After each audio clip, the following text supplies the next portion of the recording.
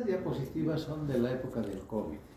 Este señor es la autoridad máxima de la Organización Mundial de la Salud. Algunas veces sale. ¿Por qué se los muestro? Porque este señor ha dicho una cosa que es verdad. Y es que uno de los medicamentos demostrados que tenía su efecto para el COVID era la dexametasona. Es un poderoso antiinflamatorio. Ustedes van a utilizar, hay médicos que utilizan estos fármacos conjuntamente con la penicilina para la tos. Lo primero que se acusa a un médico general, entonces les da. Y realmente tiene muchos efectos. Se puede hacer fama con este medicamento, pero también se puede hacer iatrogenia. No sé si saben. ¿Sabe usted lo que es la iatrogenia? ¿No? Es el daño causado por el médico. ¿Cuánta gente está haciendo iatrogenia? No sabemos exactamente. Y la cultura de nuestro país permite, pues. Hasta vendiendo piedras milagrosas podemos hacer plata, ¿no? Que cura para todo, cosas así. Es que, señor, por eso yo se los he traído en su debida oportunidad. Vamos a hablar hoy día de las hormonas esteroideas de las glándulas suprarrenales. Como se ve en la figura, no sé si tengo otra lámina, creo que no está, tantas presentaciones que tengo. Como se ve en la figura, este par de glándulas se ubica en el polo superior de ambos riñones. En este caso se está viendo. Tiene la forma piramidal, algunos dicen de gorro frigio, es que tenemos en el escudo de Bolivia, al centro, ¿no? Se asemeja a eso. Y en su estructura, bueno, ahí está el peso, aquí abajo para que veamos el peso y el tamaño, 50 por 25 por 12 milímetros. Imaginarse un peso de más o menos 10 gramos en promedio. Y como se ve aquí, esta glándula en su tamaño amplificador se hace un corte y tiene esta histología. Esta corresponde a lo mismo, pero solamente que aquí está con pequeñas células ya muy características de cada zona. Encontramos una zona glomerular, una zona reticular y la glomerular fascicular y la reticular. Aquí está lo mismo, glomerular, fascicular, reticular. Esto corresponde a la corteza suprarrenal, a esta parte. En la parte central hay una estructura que se origina de las cromoargentafines que producen catecolaminas, en este caso adrenalina y noradrenalina, que tienen una fisiología muy particular. No vamos a hacer énfasis en esta parte, porque en neurofisiología van a ver con mayor amplitud lo que es el sistema nervioso autónomo. Es una parte de aquello va a referirse a la explicación. La zona glomerular, como ven aquí, está conformada por estas células que van a dar origen a estos mineralcorticoides, así se llama a la aldosterona. No tienen una gran complejidad en su explicación debido a que están relacionados con la absorción de sodio y secreción de potasio. Esa es su función. Y los elementos a considerar en diferentes planos justamente están cuáles son esos componentes que estimulan, qué efectos tienen, etc. Está más en relación con la expansión del líquido extracelular y la consecuencia de aquello que es la presión arterial en sus extremos. Se puede hablar de hipertensión, se puede hablar de hipotensión en función a esto. Si nosotros consumimos agua, seguramente de alguna manera que nuestra presión se va a elevar, pero si consumimos agua con sal, mejor, que es lo ideal. Eso. La segunda zona que es la zona fascicular o fasciculada, secreta esta hormona que es el cortisol. Y justamente uno de los derivados farmacológicos hace referencia a esa autoridad de la OPS. Nos estamos refiriendo a esta hormona, conocida también como la hormona de la lucha. Los exámenes preguntan, diga la hormona de la lucha, o la hormona de la abundancia, la hormona de la opulencia, la hormona del ayuno. Uno ya sabe a qué nos estamos refiriendo. Esta es la hormona de la lucha y que está en relación con el manejo energético. Importante en el estrés, en el síndrome de adaptación asociado a lo que son los mineralocorticoides, la adrenalina y noradrenalina. No voy a decir en este momento más, y vamos a hablar de la zona reticular o reticulada, que garantiza la secreción de los andrógenos débiles. Aquí dice andrógenos nada más, pero son andrógenos débiles importantes en la fisiología del desarrollo sexual de las mujeres. Son responsables del vello axilar y el vello pubiano. En el hombre, que también tiene estas particularidades, no se manifiesta. ¿Por qué? Porque la testosterona eclipsa su acción, minimiza. Por eso es que se expresa más en el hombre. Entonces, eso es lo que queda como un primer mensaje respecto a esto. Miren, la corteza ocupa aproximadamente un 80% y la médula apenas un 20%. Dentro de esto, la zona glomerular es la que tiene mayor población de células. Eso como una primera aproximación. Estas hormonas se derivan del colesterol. Tienen una base química que es el ciclopentano perhidrogenantreno. Estos compuestos químicos, estoy hablando del colesterol, también van a dar origen a la progesterona en sus diferentes expresiones.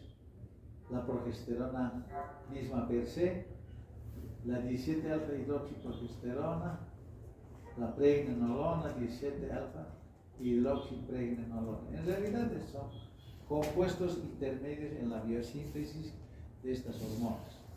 ¿Dónde se sintetizan? ¿Dónde se producen? Sobre todo, aquí dice ovarios. Sin embargo, no está en ninguna de estos recuadros. La placenta también produce progesterona. Dan origen a los estrógenos y sus tres formas. 17-beta-estradiol, que es la hormona activa. Estoy insistiendo por segunda vez. Les dije ya en alguna oportunidad, el estradiol se presenta en la mujer activa, reproductiva mejor. El estriol, que es una hormona que representa al periodo del desarrollo en el embarazo. La estrona en la mujer postmenopáusica. Eso es lo que caracteriza. Voy a volver a decir cuando hablemos de las hormonas sexuales femeninas, pero ya más adelante. Se producen en ovarios, tejido adiposo, piel, pero sobre todo ovarios. No importa que se olviden de piel, tejido adiposo, no me interesa. Sí me interesa que fijen que se sinteticen los ovarios. Los andrógenos, la testosterona, androstenediol, dihidrotestosterona, androstenediona, son metabolitos intermediarios. Los más representativos, la testosterona y la dihidrotestosterona. Esta tiene unas 100 veces más acción que la testosterona, mayor potencia en su acción. Eso es lo que ocurre con estas hormonas. Luego, glucocorticoides, que es el tema de hoy. Corticosterona en las suprarrenales o adrenales. Mineralcorticoides, la aldosterona, que acabamos de mencionar algunas cosas, en las suprarrenales o adrenales, en la corteza, y la vitamina D. Cuando hablamos de la clasificación de las hormonas, me acuerdo en las primeras clases, hablábamos de esta variedad de hormonas que tienen base química, que es el colesterol. ¿Dónde encontramos? Bueno, ¿dónde se sintetiza? Piel, hígado, riñón, etc. Son los que se necesitan. Estas son las hormonas esteroides. Vamos a ir a la biosíntesis. Insistimos nuevamente que la base es el colesterol.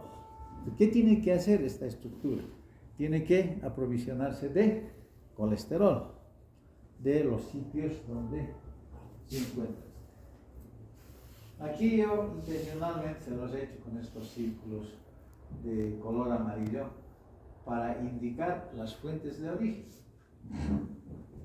Se originan de las lipoproteínas de baja densidad que están circulando en el torrente circulatorio. Aquí dice sangre. Estas son las apoproteínas. En la membrana de la célula fascicular, donde sí se sintetizan esteroides, ¿sí? Hay unos receptores que se ligan a la LDH y estas moléculas de colesterol se encuentran esterificadas. Pueden ser con ácidos grasos, pueden ser con ácido fosfórico, etcétera, etcétera. Están esterificadas. Esta CEH quiere decir el nombre de la enzima que va a clivar esto, que va a romper esto. Colesterol hidrolasa. Hace muchos años se conocía como colesterol esterasa, nada más. Esta enzima hidroliza estos enlaces éster para dar colesterol libre y entrar a la biosíntesis de las hormonas esteroides. Esta es una primera fuente. Aquí insistimos en lo que es el colesterol tal cual se presenta en la naturaleza. Aquí está una molécula de LDL y aquí están las moléculas de colesterol en la superficie. Fíjense cómo está. La otra fuente es que cuando hay una excesiva biosíntesis de hormonas, hace que parte del colesterol se reesterifique. Con ácidos grasos puede ser, y se depositan en estos gránulos lipídicos como ésteres de colesterol. Por eso es que cuando se hace un corte, no sé si tengo aquí alguna lámina expresiva de aquello. No. Tienen de color amarillento esta zona, que debería ser así. ¿Qué quiere decir eso? Que estos compuestos se acumulan en gránulos de lípidos y por eso es que tienen ese aspecto. Esta es una segunda forma.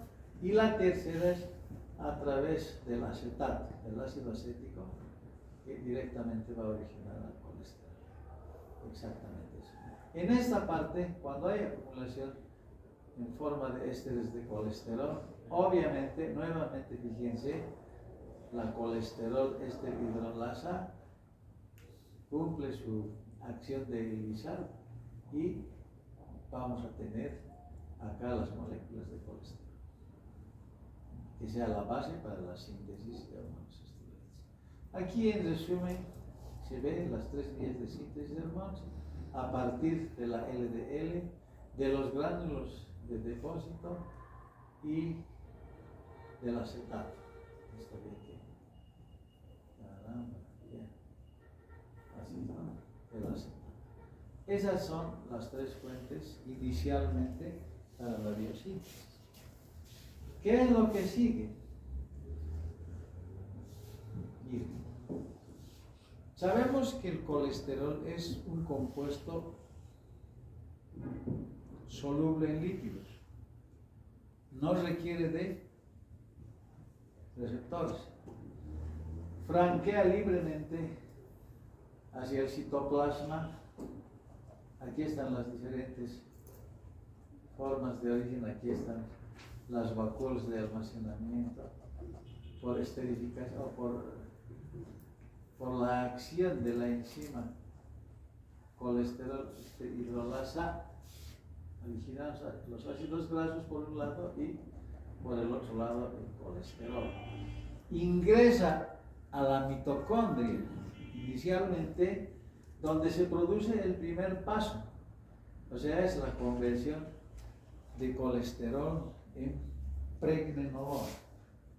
Y como pregnenolona va al citoplasma y de allá va al retículo endoplasmático para continuar con los pasos sucesivos, como es la conversión a progesterona y de progesterona a 17 alfa hidroxiprogesterona,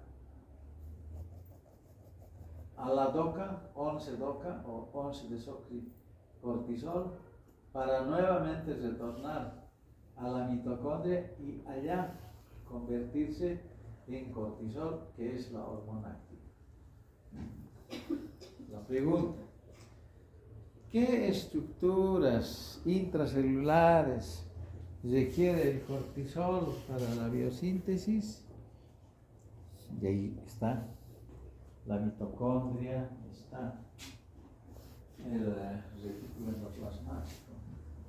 Entonces, este es de acuerdo a la ubicación topográfica. Fíjense ustedes estos pasos, 1, 2, 3, 4, 5.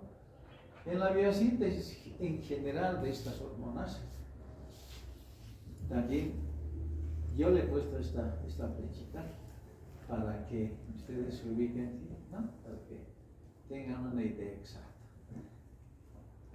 Esta molécula es la que agiliza la conversión de colesterol en pregnenolona. No sé si Guyton habla de esta molécula, pero hay que tener muy en cuenta, porque estos libros también lo conocemos tanto a Guyton, no sé si se olvida, no sé qué pasa, pero no menciona. Entonces la proteína STAR es importante en la secreción aguda de estas hormonas.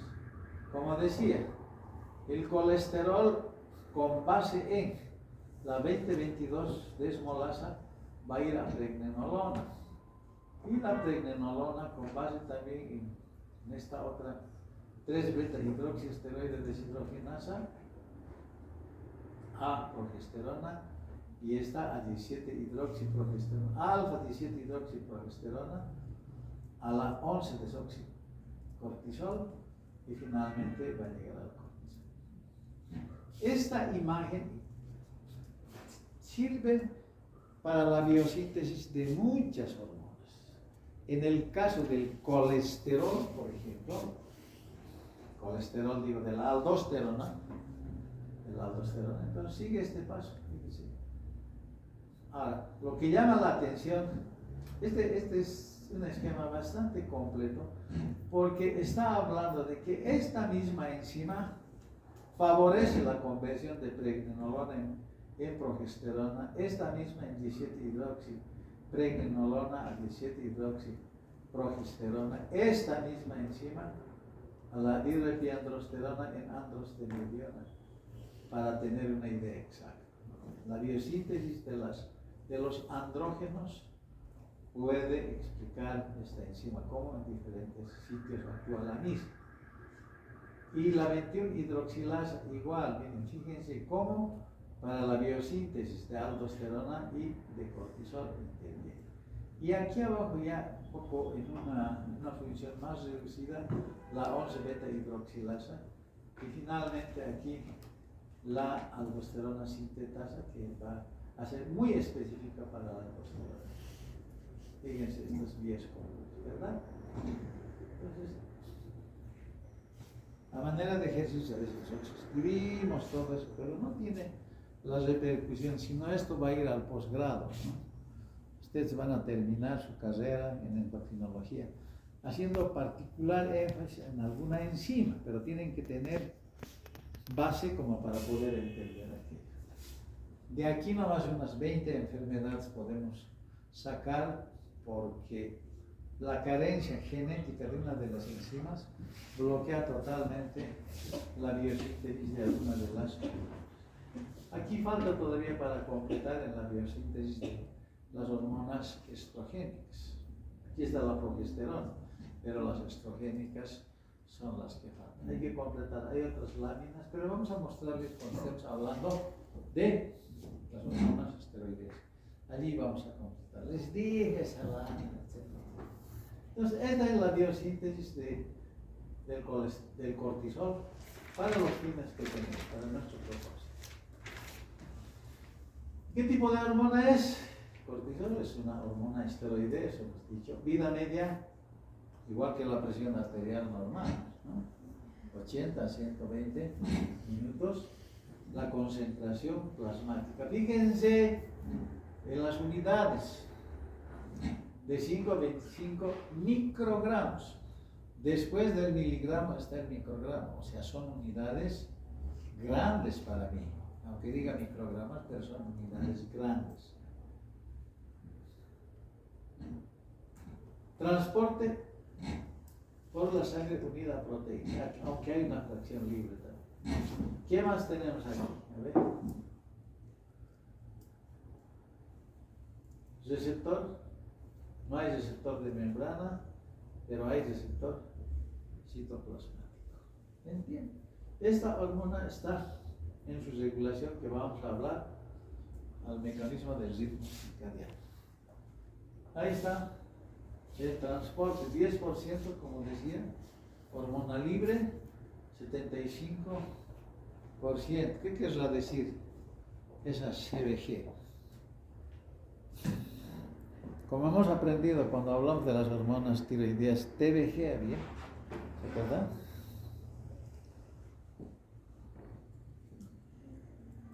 Globulina transportadora de hormonas tiroideas, globulina transportadora de corticoides. Eso quiere decir. Y 15% a la albúmina. La globulina transportadora de corticoides tiene producción hepática. Ya estoy diciendo por tercera vez, asociado al aumento de estrógenos. Mujer embarazada va a tener mayor producción de estas hormonas. Lógica. Si los estrógenos de una mujer embarazada hace que aumenten estas proteínas transportadoras, van a reducir de la fracción libre. Y la fracción libre es la que retroalimenta tanto a la hipófisis como al hipotálamo. Teniendo hormonas, el estímulo induce a que se forme más hormonas. En realidad, esto es un mecanismo explicado por la fisiología. Y por eso es que la mujer embarazada tiene una carita de luna llena, más gordita, ¿no es cierto?, más grasa, todo eso. Es por estas hormonas que tienen este tipo de comportamiento. Los glucocoides sintéticos no se unen a la globulina, excepto la prednisolona. Vamos a ver en una de las placas de las imágenes la importancia relativa de estas hormonas. Estoy yendo muy rápido, no estoy yendo, se entiende, muy complicado. A ver. ¿Está bien? Sí. Porque lo que quiero es que se entienda, porque puedo decir, la siguiente lámina, y después, un 10% que se quede tranquilo, feliz, pero sí, si no, pues aquí el doctor La Forcada me decía, si estos chicos están bien, dice, capísimo, les pregunto, responden bien, y una vez se siente bien. ¿Qué más? Creo que no hay más.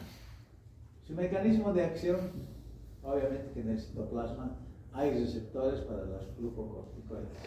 Estos interactúan en unos sitios especiales, ¿no?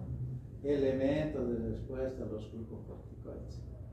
Van a producir biosíntesis de RNA mensajero de acuerdo a las células.